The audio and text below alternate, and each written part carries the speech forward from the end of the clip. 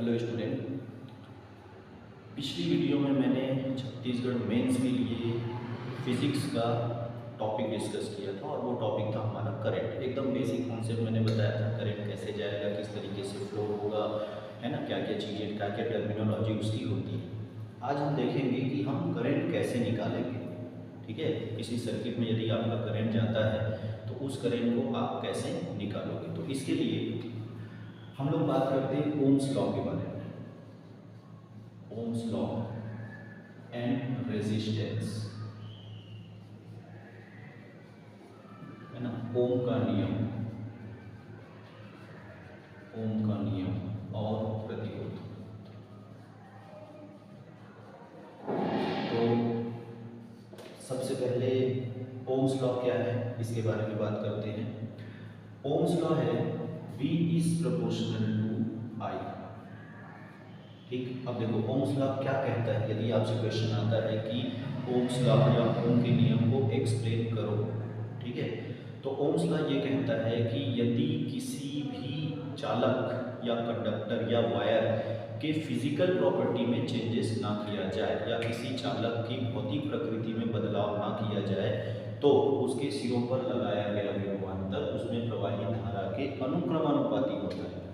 यदि हम एक चालक की हम बात करते हैं, जैसे मान लो मैं एक कंडक्टर ले लूँ ऐसा, तो कंडक्टर पे आपको करंट फ्लो करवाना है।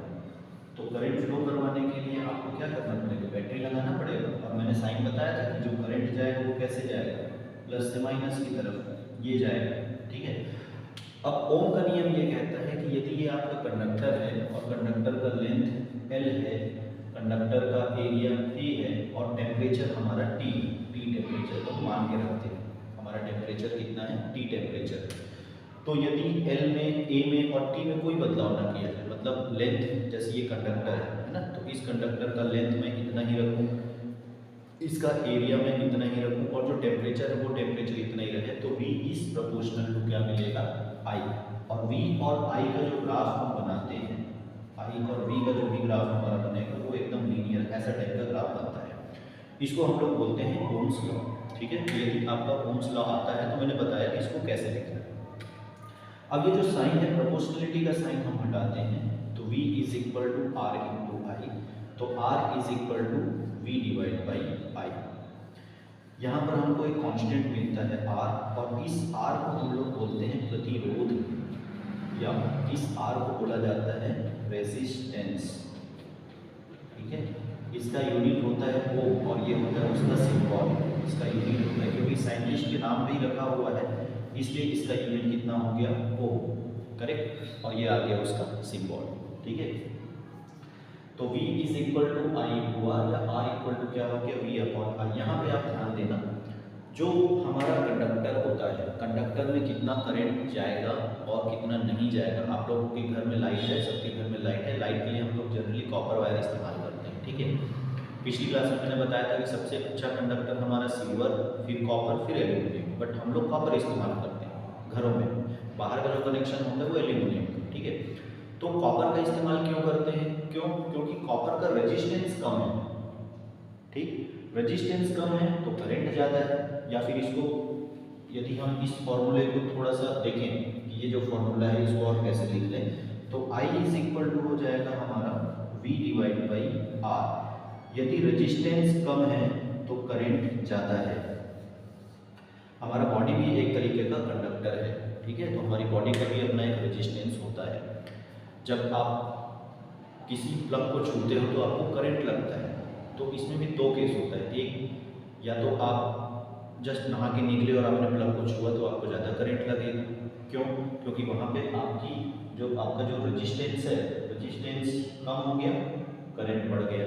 तो हम लोग क्या करते हैं, रेजिस्टेंस बढ़ाते हैं। जैसे बोला जाता है कि आपको यदि किसी सर्किट को छूना है तो आप क्या करो, प्लास्टिक का कोई भी सामान पहन लो, प्लास्टिक ग्लव्स लगा लो, प्लास्टिक के आप चप्पल पहन लो, या प्लास्टिक का कोई भी, तो प्लास्टिक का रेजिस्टेंस इन्फिनिटी होता है। आइडियल प्लास्टिक है एकदम इन्फिनिटी, मतलब बहुत ज़्यादा हम मान के चलते हैं। ठीक है, तो रेजिस्टेंस बढ़ने से क्या होता है, करंट सर्कुलेशन नहीं हो पाता है, तो करंट जीरो, इसलिए प्लास्टिक का इस्तेमाल किया जाता है। रेजिस्टेंस जो है, प्रतिरोध, अब प्रतिरोध किसे कहते हैं, ऐसा एक क्वेश्चन आ सकता है कि व्हाट इज रेजिस्टेंस। तो बुकीज लैंग्वेज में मैं बात करूँ तो बुक में क्या डेफिनेशन है, तो धारा के मार्ग में जो अवरोध उत्पन्न करता है उसको प्रतिरोध बोलते हैं, है ना। Resistance opposes the flow of current, सीधा सीधा। अब बुकीज लैंग्वेज में चीज़ें समझ में नहीं आती तो मैं आपको समझाऊँ। होता क्या है कि जब हम बैटरी लगाए तो बैटरी लगाने के बाद इलेक्ट्रॉन फ्लो करता है, मतलब इलेक्ट्रॉन अपनी जगह पे बहुत तेज वाइब्रेट होता है। तो इस तरीके से ये जो इलेक्ट्रॉन है ये एक दूसरे में टकराते रहते हैं और एक दूसरे में टकराने से उनकी स्पीड को कम करते रहते हैं और वहीं से हमारा रेजिस्टेंस बनता है, ठीक है। तो रेजिस्टेंस का जो सिंबल होता है, रेजिस्टेंस का सिंबल होता है ऐसा। आप रेजिस्टेंस से रिलेटेड क्वेश्चन मेंस में पूछा जाता है, आप क्वेश्चन पेपर जब उठा के देखोगे तो करंट से रिलेटेड क्वेश्चन है, रेजिस्टेंस से रिलेटेड क्वेश्चन है, ये मेंस में आता है, ठीक है। तो ये है हमारा रेजिस्टेंस, बिल्कुल ब्रेकर के जैसा है। जैसे हमारा ब्रेकर क्या करता है, स्पीड कम करता है ना, कहीं एकदम तेजी से जा रहे हो ब्रेकर आ गया तो ब्रेकर क्या करेगा, स्पीड को कम करेगा, ठीक। वैसे रेजिस्टेंस होता है। यदि आपके घर में करंट बढ़ रहा है तो आपको क्या करना पड़ेगा, और रेजिस्टेंस लगाना पड़ेगा, ठीक। अब वो भी रेजिस्टेंस लगाने का एक अपना सीक्वेंस होता है कि हम रेजिस्टेंस को सीरीज में लगा रहे हैं कि हम रेजिस्टेंस को पैरेलल में लगा रहे हैं, कि सीरीज में लगाएं कि पैरेलल में लगाएं। बात समझ में है ना। तो इस तरीके से चलिए अब हम देखते हैं कॉम्बिनेशन ऑफ रेजिस्टेंस। जैसे करंट हमको निकालना है तो current I equal to V divide by R, तो यहाँ पे हम लोग लेते हैं R इक्विवेलेंट। कई बार ऐसा होता है कि हम एक ही रेजिस्टेंस का इस्तेमाल नहीं करते, रेजिस्टेंस को हम लोग कॉम्बिनेशन पे लेके आते हैं। जैसे मैं बोलूँ कि मैंने दो वायर को लगा दिया, जैसे ये मेरा दो वायर है, इसका रेजिस्टेंस R1, इसका रेजिस्टेंस R2, मैंने ऐसा लगा दिया। तो इस केस में करंट कैसा फ्लो होगा, पैरेलल लगा दिया, तो इस केस में करंट कैसा फ्लो होगा, ठीक है। तो सबसे पहला देखते हैं कॉम्बिनेशन में हमारा, जब हम कॉम्बिनेशन में आते हैं तो कॉम्बिनेशन में सबसे पहले हम लोग देखते हैं सीरीज कॉम्बिनेशन, सीरीज कॉम्बिनेशन या श्रेणी क्रम कॉम्बिनेशन। सीरीज कॉम्बिनेशन में आपको ऐसा, ये हो गया हमारा V1, ये हो गया हमारा R1 और ये हो गया हमारा R2, और इसमें मैंने क्या कर दिया, एक बैटरी कनेक्ट कर दिया प्लस माइनस V वोल्ट की बैटरी, ठीक है। ये सीरीज में एकदम एक लाइन पे चलता है, तो R1 भी हो सकता है, R2, R3, R ऐसे n रेजिस्टेंस करके, ठीक। तो यदि मैंने V वोल्ट का बैटरी लगाया तो सबसे पहला बेसिक प्रॉपर्टी इसमें क्या होना है कि करंट सेम रहेगा, एक जैसा करंट, मतलब ये गया करंट I, तो यही I करंट R1 में भी जाएगा और यही I करंट आपका R2 में भी जाएगा। तो यदि आपको क्वेश्चन दिया और क्वेश्चन से आपको ये समझ में नहीं आ रहा है कि सीरीज में है कि पैरेलल में है, तो आप क्या करो, बैटरी से करंट लेके जाओ। यदि करंट एक ही जा रहा है, ठीक है, सर्किट में एक करंट कहीं बढ़ नहीं रहा है, करंट कहीं डिवाइड नहीं हो रहा है, तो यदि एक ही करंट है इसका मतलब वो कॉम्बिनेशन हमारा किस में आएगा, सीरीज कॉम्बिनेशन में आएगा। दूसरी चीज, वोल्टेज टोटल अलग हो जाता है, V1 वोल्टेज और V2 वोल्टेज। यहाँ पे आप लोग देख रहे हो, मैंने लिखा यहाँ पे V1 और मैंने लिखा यहाँ पे V2, इसको हम लोग बोलते हैं वोल्टेज ड्रॉप। V1 वोल्टेज और V2 वोल्टेज, इसको बोला जाता है वोल्टेज ड्रॉप। ये वोल्टेज V1 और ये वोल्टेज हो गया हमारा V2, ठीक है, V1 और V2 वोल्टेज, ठीक। तो V1 और V2 वोल्टेज कैसे निकालेंगे, तो जैसे V is equal to Ohm's law होता है I इंटू R, तो V1 इक्वल टू क्या हो जाएगा, I इंटू R1 और V2 इक्वल टू क्या हो जाएगा, I इंटू R2। तीसरी चीज, टोटल रेजिस्टेंस R तुल्य या R इक्विवेलेंट बोलते हैं इसको, R तुल्य या फिर R इक्विवेलेंट। R तुल्य हिंदी के लिए तुल्य है और इंग्लिश के लिए इक्विवेलेंट, ठीक है। तो R तुल्य होता है R1 plus R2। Fourth property, यदि हम लोग n रेजिस्टेंस लगाते हैं जिसका सबका वैल्यू R है, तो उस केस में R तुल्य या R इक्विवेलेंट हो जाएगा n इंटू R।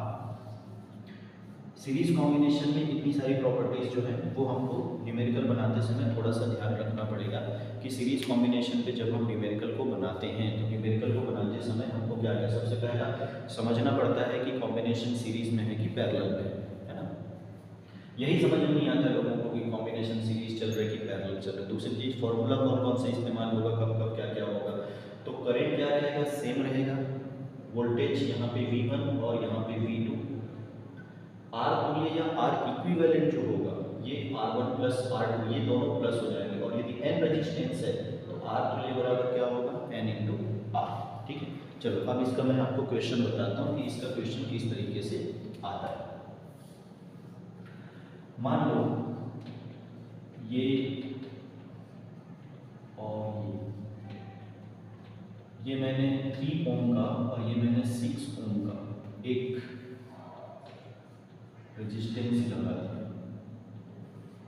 इसको एक काम करते हैं, इसको 2 ओम कर लेते हैं, इसको 3 ओम कर लेते हैं। ठीक है, और यहाँ पे मैंने 10 वोल्ट का बैटरी लगा दिया। ठीक, 2 ओम का रेजिस्टेंस है और 3 ओम का रेजिस्टेंस है। यहाँ पे जो बैटरी मैंने लगाया वो बैटरी कितने का लगा दिया मैंने, 10 वोल्ट का मैंने बैटरी लगाया, 10 वोल्ट का बैटरी मैंने कनेक्ट किया। तो हमको निकालना है सीरीज में इसमें कितना करंट हमारा जाएगा। तो कितना करंट जाएगा, तो करंट आई, सबसे पहले आई करंट जाएगा, और आई करंट का फॉर्मूला होता है V divide by R equivalent, या फिर आई करंट का formula V divide by R तुल्य। अब क्योंकि ये दोनों के दोनों में आई करंट जाएगा, इसलिए ये दोनों किस में आएंगे, सीरीज कॉम्बिनेशन में आएंगे। तो सीरीज कॉम्बिनेशन पे आर इक्विवेलेंट आप कितना निकालोगे, 2 + 3 5, तो ये आ जाएगा 10 divide by 5 that is 2 ampere. ठीक है, कभी कभी क्वेश्चन इंडिविजुअल रेजिस्टेंस को लेकर पूछा जाता है कि 2 में कितना जाएगा और 3 में कितना जाएगा, है ना। तो कंफ्यूज नहीं होना है, घूमना नहीं है। कई सारे बच्चे ऐसे होते हैं, अरे सर हमने तो करंट निकाला पर ऐसा 2 में कहाँ बताया था। तो भैया ये है सीरीज कॉम्बिनेशन है, तो सीरीज कॉम्बिनेशन में करंट एक ही जाएगा, याद रखना है 2 एम्पियर इसमें भी जाएगा और 2 एम्पियर इसमें भी जाएगा, जब तक मैं रेजिस्टेंस को चेंज ना कर दूं तब तक। यदि रेजिस्टेंस चेंज होगा तो करंट का वैल्यू भी वहाँ पर चेंज होगा। ठीक, ये तो निकल गया हमारा करंट, पहली चीज। दूसरी चीज, इसके पास का वोल्टेज कितना होगा पूछेगा V1, और इसके पास का वोल्टेज कितना होगा पूछेगा V2। तो V1 इज इक्वल टू होगा IR, I कितना हमारा 2, R1 कितना हमारा 2, कितना हो गया 4 वोल्ट। ठीक, V2 कितना होगा हमारा IR2, तो ये 2 × 3 ये कितना होगा 6 वोल्ट। V1 और V2 प्लस करके देख लेना, 10 वोल्ट के आसपास आएगा। आसपास क्या आएगा, एक्जैक्टली उतना ही आएगा। ठीक है, तो ये क्वेश्चन हमारा हो गया सीरीज कॉम्बिनेशन का क्वेश्चन। मेरे ख्याल से ये सीरीज कॉम्बिनेशन आप लोगों को समझ में आया होगा।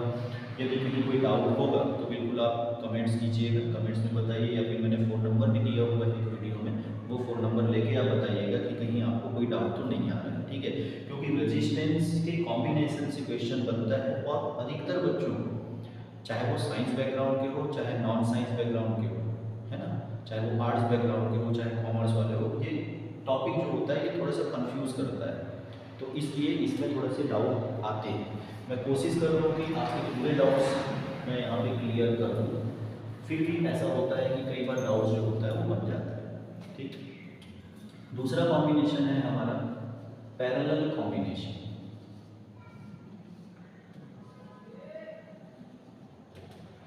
ये दूसरा जो कॉम्बिनेशन ये है पैरेलल कॉम्बिनेशन। तो पैरेलल कॉम्बिनेशन में ये R1 ये R2 ये गया I, ये हो गया प्लस और माइनस, ये V वोल्ट का हमने बैटरी लगाया। ये इस टाइप का कनेक्शन है, इसको बोलते हैं हम लोग पैरेलल कॉम्बिनेशन। ठीक है, पैरेलल कॉम्बिनेशन की खास बात, कई बार हमको पैरेलल कॉम्बिनेशन देख के समझ में नहीं आता है, कई बार सीरीज कॉम्बिनेशन दिखता है पर वो होता पैरेलल है, तो वो मैं तरीका बता दूंगा एकदम शॉर्टकट तरीके कैसे निकालना है। ठीक है, पैरेलल कॉम्बिनेशन की खास बात क्या है कि करंट डिवाइड होगा, इधर से एक करंट गया I1, इधर से एक करंट गया I2, तो जहाँ करंट बटा वहाँ पे क्या आ गया पैरेलल कॉम्बिनेशन। तो इसकी क्या क्या खास बात है ये मैं आपको बता दूं। सबसे पहले पैरेलल कॉम्बिनेशन पे वोल्टेज सेम रहेगा दोनों के पास। यदि मैंने यहाँ पे 220 वोल्ट अप्लाई कर दिया मान लो, तो इसके पास उतना इसके पास उतना, मान लो मैंने यहाँ पे 20 वोल्ट अप्लाई कर दिया, तो 20 वोल्ट पे काम करेगा, R2 भी 20 वोल्ट पे काम करता है। ठीक है, हमारा जो हाउस होल्ड का कनेक्शन होता है, हमारा जो घर का कनेक्शन होता है, वो हमेशा पैरेलल कनेक्शन होता है। ध्यान देना, घर का कनेक्शन हमेशा पैरेलल होता है। ठीक है, इंटरव्यू में कहीं पूछ दे कि घर का कनेक्शन कैसा है, तो आप बता सकते हो कि घर का कनेक्शन पैरेलल कनेक्शन होता है। तो क्यों होता है? क्योंकि हमको करंट को डिवाइड करना होता है। आप एक ही करंट सारे के सारे इक्विपमेंट्स में आप नहीं ले जा सकते, वहाँ पे हमको करंट के डिवाइड करने की ज़रूरत होती है। कुछ आपके इक्विपमेंट्स ऐसे हैं जो ज़्यादा करंट पे काम करेंगे, जैसे इलेक्ट्रिकल इक्विपमेंट्स की मैं बात करूँ, कूलर है, पंखा है, एसी है, वो ज़्यादा आपके करंट की ज़रूरत होती है। जबकि कुछ इक्विपमेंट्स ऐसे हैं जिसको हम कम करंट देते हैं, जैसे कम करंट के लिए आपका जो सेमीकंडक्टर डिवाइसेस है, जैसे इलेक्ट्रॉनिक्स की डिवाइसेस है, टीवी हो गया है या मोबाइल हो गया है, ये कम करंट की ज़रूरत होती है। तो हमको करंट को यहाँ पे क्या होता है, बांटना पड़ता है। दूसरी चीज़, net current I equal to हो जाएगा I1 प्लस I2। तीसरी चीज, R इक्विवेलेंट, ये फॉर्मूला आप थोड़ा सा याद रखना, R1 into R2 divide by R1 plus R2। ये R इक्विवेलेंट आपको निकालना है, तो R1 into R2 divide by क्या करेंगे आप, R1 प्लस R2। और चौथी चीज, आपको करंट निकालना है, तो V divide by R equivalent. यदि आपको करंट को निकालना है तो करंट हो जाएगा V divide by R equivalent. ठीक है, तो इस तरीके से वोल्टेज एक होगा, करंट I1 प्लस I2 होगा, R equivalent R1 into R2 divide by R1 plus R2 होगा, और I होगा हमारा V divide by R equivalent. ठीक है, तो ये पैरेलल कॉम्बिनेशन। अब इसका क्वेश्चन कैसे बनेगा, तो इसका क्वेश्चन है, R1 जैसे मैंने ले लिया 3, R2 जैसे मैंने ले लिया 6 ओम, वोल्टेज हमने 18 वोल्ट अप्लाई कर दिया। ठीक है, चलो वोल्टेज एक काम करते हैं, इसको 4 वोल्ट अप्लाई कर देते हैं, ज़्यादा वोल्टेज नहीं लेते, 4 वोल्ट का वोल्टेज हम अप्लाई करते हैं। ठीक, तो सबसे पहले यदि आपको क्वेश्चन पूछा जाता है, क्या पूछा जाता है कि क्वेश्चन ये पूछा जाता है कि भाई कितना कितना करंट जाएगा, या कहाँ पे कितना करंट होगा, या मेन करंट कितना होगा, कितना करंट सर्कुलेट होगा। तो करंट का आपको फॉर्मूला वहाँ पे लगाना पड़ेगा। करंट का फॉर्मूला मैंने क्या बताया, V divide by R equivalent. तो आपका सबसे पहला काम है इक्विवेलेंट को निकाल लेना। यदि आपको कॉम्बिनेशन दिख रहा है कि कॉम्बिनेशन जो है वो हमारा पैरेलल है, ठीक है, पैरेलल कॉम्बिनेशन है, तो आप फॉर्मूला लगा लो। तो R equivalent equal to R1 into R2 divide by R1 plus R2। तो ये आ गया 18/9, तो ये आ गया 2। ठीक है, तो वोल्टेज कितना हो जाएगा, करंट कितना हो जाएगा, V कितना दिया 4 डिवाइड बाई 2, करंट कितना हो गया 2 एम्पियर। ये हमारा करंट निकल गया 2 एम्पियर। ठीक, कई बार इंडिविजुअल ब्रांचेज में पूछता है। इंडिविजुअल ब्रांचेज मतलब जैसे R1 में कितना जाएगा और R2 में कितना जाएगा। ठीक है, R1 में कितना करंट और R2 में कितना करंट। तो इसके लिए क्या करो, I1 equal to V divide by R1। मैंने बताया था I इक्वल टू क्या है, V बाई R। आपको फॉर्मूला यही वाला लगाना है, लेकिन हमारे पास रेजिस्टेंस अलग हो गया, वोल्टेज सेम है लेकिन पैरेलल कनेक्शन है ना, वोल्टेज सेम है, तो सीरीज कनेक्शन और पैरेलल कनेक्शन में थोड़ा सा ध्यान देने की जरूरत है। ठीक है, कि करंट का जो हमारा फॉर्मूला है I equal to V by R equivalent, तो आपका फॉर्मूला हो गई, लेकिन साथ में I1 equal to V by R1। ये अब वोल्टेज सेम है तो I1 आप निकालना, वोल्टेज कितना है 4 डिवाइड बाई 3, ये मिल गया I1 करंट और I2 करंट 4 डिवाइड बाई 6। बात समझ में है? यदि आप I1 और I2 दोनों करंट को मिला लेते हो तो नेट करंट के इक्वल आएगा।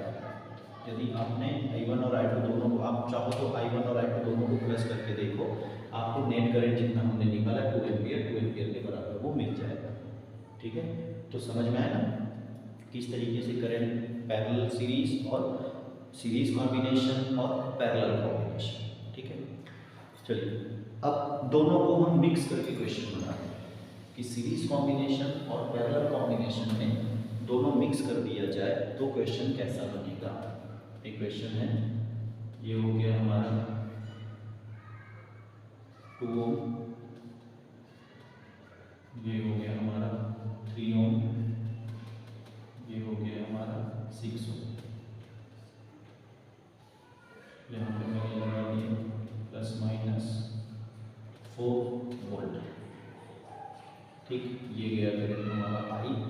आई जाएगा और किस तरफ डिवाइड हो जाएगा, I1 और I2, ये करंट जो है वो I1 और I2 में डिवाइड हो जाएगा। तो यहाँ पे ये पूछेगा कि करंट कितना है, सर्किट में कितना करंट सर्कुलेट होगा। तो मैंने बताया कि आपको क्या करना है, आपको R इक्विवेलेंट ढूंढना पड़ेगा। R इक्विवेलेंट आपको ढूंढना है कि R इक्विवेलेंट कितना होगा। तो सबसे पहले देखो, ये दोनों मिल रहे हैं पैरेलल में। कई लोग ये गलती करते हैं कि यहाँ पे जो थोड़ा सा आपको इमेजिनेशन का काम है। इमेजिनेशन का काम कैसे है कि भाई हमको सीधा सीधा दिख रहा है कि डिब्बे जैसा है, यहाँ पे करंट जो है वो डिवाइड हो रहा है, मतलब ये किस में जाएगा, हमारा पैरेलल कॉम्बिनेशन पे जाएगा, पैरेलल कॉम्बिनेशन पे ये जाएगा। कई लोग क्या करते हैं 2 और 3 को देखने की कोशिश करते हैं, कई लोग 2 और 6 को देखने की कोशिश, ऐसा नहीं देखना है। ठीक, सबसे पहले आप क्या करो, आप करंट को सर्कुलेट कराओ। आप जैसे ही करंट को सर्कुलेट कराओगे तो आपको अंदाजा हो जाएगा कहाँ पे कैसे है ना। तो R इक्विवेलेंट इक्वल टू, अब देखो क्या होगा, 3 और 6 किसमें है, पैरेलल में। पैरेलल में मैंने इससे पहले जो क्वेश्चन था वो 3 और 6 वाला ही था। तो जब ये 3 और 6 को हम सॉल्व करेंगे तो 3 और 6 को सॉल्व करने पे यहाँ पे एक नया रेजिस्टेंस आ जाएगा 2 ओम का। ये कैसे, 3 × 6 डिवाइड बाई 18/9 इक्वल टू 2। आगे अब ये 2 और ये 2 एक ही लाइन पे दिख रहे हैं, तो कितना आ गया सीरीज में, और सीरीज में क्या होगा, R1 + R2। आगे ना, बहुत ज़्यादा डीप में नहीं जाना है, आपको करंट निकालना है, बस आपको रेजिस्टेंस का कॉम्बिनेशन आपको आना चाहिए कि रेजिस्टेंस का कॉम्बिनेशन हम कैसे देखेंगे। R इक्विवेलेंट आ गया 4, तो I = V डिवाइड बाई क्या कर देंगे, R इक्विवेलेंट। V कितना हमारा 4, R इक्विवेलेंट कितना हमारा 4, कितना आ गया 1 एम्पियर। ये आपका एकदम करेक्ट आंसर, 1 एम्पियर का करंट जो है वो सर्कुलेट होगा। ठीक है, एक क्वेश्चन और ट्राई करते हैं, इसमें ट्रायंगल वाला क्वेश्चन बता देता हूँ। जैसे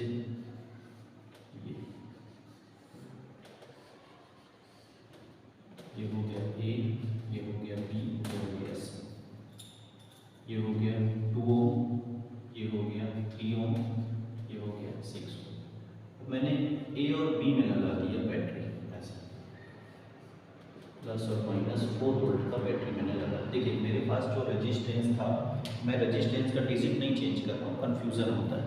ठीक है, सारे के सारे वही रेजिस्टेंस थे, मैंने रेजिस्टेंस का सीक्वेंस बस बदल दिया। तो आपके पास यदि ट्रायंगल वाला इस टाइप का कोई भी क्वेश्चन आता है तो सबसे पहला काम है मैं करंट लेके जाऊँ। तो करंट लेके जाने का कॉन्सेप्ट मैंने आपको बताया है कि प्लस से आप जितना करंट लेके जाओगे, माइनस को आप उतना ही करंट दोगे वापस। यदि बैटरी के प्लस टर्मिनल से मैंने I करंट लिया तो माइनस टर्मिनल से मेरा I करंट वापस जाएगा, मतलब यहाँ से I करंट निकलना चाहिए। तो अब ये करंट यहाँ गया, यहाँ जाने के बाद इधर बढ़ गया I1 में और इधर बढ़ गया I2 में। ये जो I2 करंट है ये घूम के इधर आएगा वापस, और ये I1 करंट यहाँ आएगा और दोनों यहाँ पे, फिर इसको हम लोग बोलते हैं अपनी टर्मिनोलॉजी में जंक्शन, संधि बोलते हैं, संधि, जहाँ पे 2-3 वायर एक साथ कनेक्ट करते हैं। समझ में, यहाँ पे करंट बढ़ गया, करंट अलग हो गया, और वापस यहाँ पे दोनों करंट मिल के क्या बना देगा, यहाँ से करंट I = I1 + I2 और यहाँ से करंट I1 + I2 = I। कई लोग इस क्वेश्चन पे गलती करते हैं। ये एक क्वेश्चन है जो आपका सारा कॉन्सेप्ट एकदम क्रिस्टल क्लियर बना देता है, तो इसको ध्यान से देखना। कई लोग I1 को ऐसे घुमा के लेके जाते हैं, नहीं भैया ऐसे नहीं घुमाना, ऐसे घुमाओगे तो कहीं नहीं जाएगा। समझ में, तो कॉन्सेप्ट क्या है, प्लस प्लेट से जितना करंट आप लोगे, माइनस को उतना ही करंट वापस आपको करना है। उस हिसाब से आप थोड़ा सा यहाँ पे जोड़ घड़ी लगा के देख लो कि कहाँ से करंट जाएगा और कहाँ से करंट आएगा। ठीक है, ये चीज़ आपको थोड़ा अपने से ही करना पड़ेगा। जैसे मैंने बताया कि ये I1 आ रहा है, ये तो इधर आएगा और I2 ऐसे घूम के आ जाएगा, है ना। अब इस क्वेश्चन पे ध्यान से देखना, जिस रेजिस्टेंस में I2 करंट जाता है वो सीरीज में, जैसे I2 करंट 6 में गया और I2 करंट 3 में गया, तो ये दोनों किस में आ जाएंगे, सीरीज में। 3 + 6 कितना हो गया, 9 बन गया ना। दोनों में क्या है, I2 करंट है, बटा नहीं है यहाँ पे, उस वाले में बढ़ रहा था इसलिए मैंने ये डिजिट लिया, उस वाले में बढ़ रहा था करंट जो है I1 I2 प्रीवियस क्वेश्चन पे, यहाँ पे नहीं बढ़ा, यहाँ पे सेम करंट है। तो अब इन दोनों को हटा के इसकी जगह मैं क्या कर दूँ, एक 9 ओम में लगा दूँ और ये करंट मैं दे दूँ I2। करेक्ट है। और 9 अब ये दोनों दिख रहे हैं पैरेलल में, क्योंकि करंट बढ़ रहा है हमारा, I1 और I2 करंट हो रहा है, इसलिए 2 ओम और 9 ओम बढ़ रहा है। तो अब ये आ गया 2 × 9 डिवाइड बाई 2 + 9, तो 18 डिवाइड बाई 11, ये हमारा मिल गया R इक्विवेलेंट। तो I = V divide by R equivalent, V कितना है 4 डिवाइड बाई 18 डिवाइड बाई 11, ये 11 ऊपर गया, तो 4 × 11 डिवाइड बाई 18, ये आ गया 22 डिवाइड बाई 9। ठीक है, तो ये 2 पॉइंट समथिंग 456 कुछ एम्पियर का करंट यहाँ पे आएगा। इसको आप सॉल्व कर लेना 22 डिवाइड बाई 9 करके, तो 2 पॉइंट समथिंग कुछ इसका आंसर मिलता है। ठीक, तो ये जो क्वेश्चन है, ये वाला क्वेश्चन आपको ऐसे बनाना है। ठीक, एक क्वेश्चन और बता दूँ जिससे थोड़ा सा लॉजिक और आपका क्लियर हो जाए।